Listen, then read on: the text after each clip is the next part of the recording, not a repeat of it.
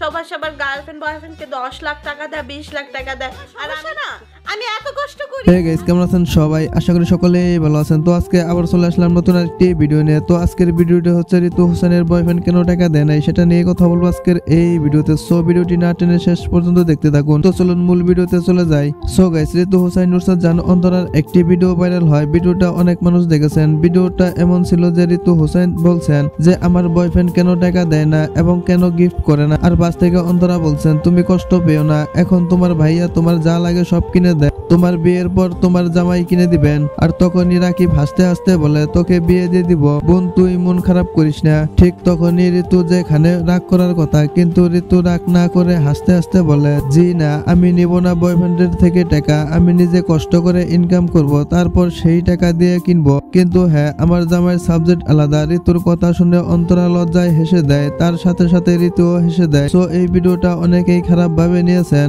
এইখানে খারাপের কিছু নাই, জাস্ট মজা করেছেন। সো গাইস, ভিডিওটি কেমন লাগলো অবশ্যই নিচে কমেন্ট করে জানিয়ে দিবেন। ধন্যবাদ সবাইকে।